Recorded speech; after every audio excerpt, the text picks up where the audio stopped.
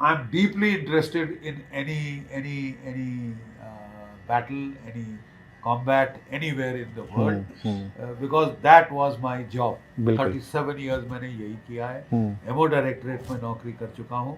And मैं अपने आप को परखने की कोशिश करता हूँ कि भाई जब लड़ाई शुरू होती है तो मैं आकलन करूँ दोनों साइड्स का, थिएटर ऑफ वॉर का, और प्रिडिक्ट करने की कोशिश करूँ कि क्या बिल्कुल। होगा।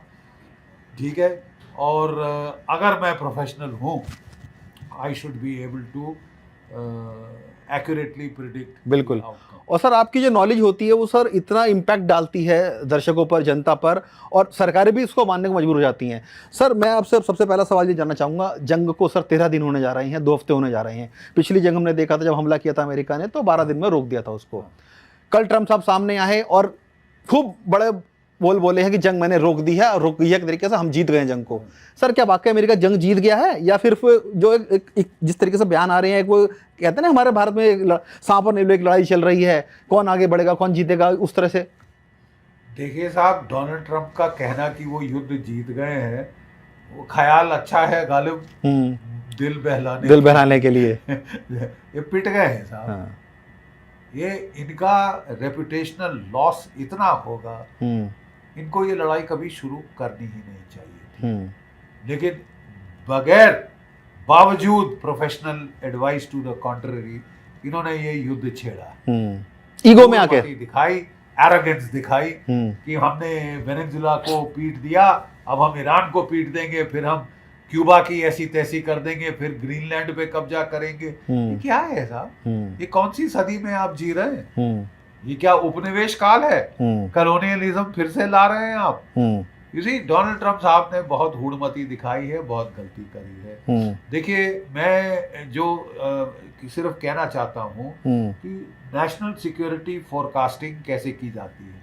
जेराल्ड हॉपर और एक और अमेरिकन प्रोफेसर हैं, उन्होंने एक बड़ा अच्छा तरीका इजाद किया था, पैटर्न मॉडलिंग। देखिए, आप सिंगल इवेंट प्रिडिक्शन नहीं कर सकते, उसके लिए तो ज्योतिषी होना पड़ता है, और ज्योतिषी भी स्टारों का पैटर्न देखते हैं। बिल्कुल। ठीक है ना?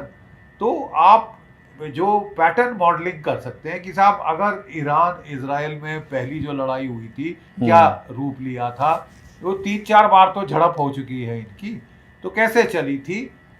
Patterns tend to persist and repeat themselves cyclically.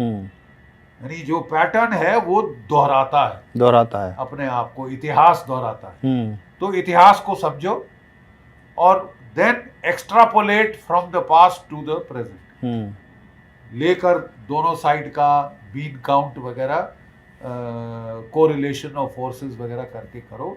तो जब हमने किया तो हमारा अंदाज ये, मेरा पहला अंदाज ये था कि साहब पिछली बार 12 दिन में दोनों की जीप बाहर आ गई, इजराइल की भी ईरान की भी। दोनों ऑफ रैंप चाहते थे, और दोनों ने ऑफ रैंप के साथ सीज फायर कर दिया, नाटक किया कि साहब अमेरिका ने बॉम्ब किया है तुम्हारा इस्फहान की न्यूक्लियर फैसिलिटी जी, और उन्होंने पहले से खाली कर दी थी, और उन्होंने कहा हम अल उदैद को मारने वाले हैं, खाली करना है तो कर लो।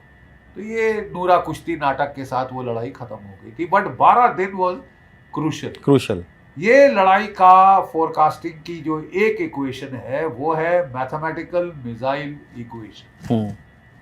मैथमेटिकल मिसाइल इक्वेशन, ठीक है।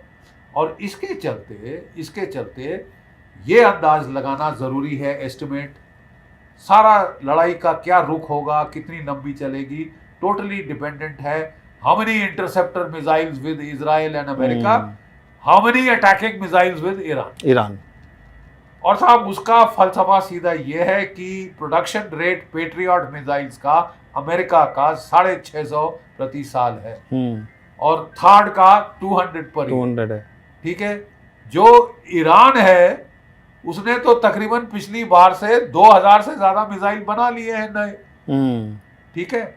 और हर महीने इजराइल 100 नए मिसाइल, ईरान 100 नए मिसाइल बनाता है, अमेरिका 6 से 7 इंटरसेप्टर बनाता है। Now you see the gap. इसलिए रुक नहीं रहा ईरान, वो मारे जा रहा है।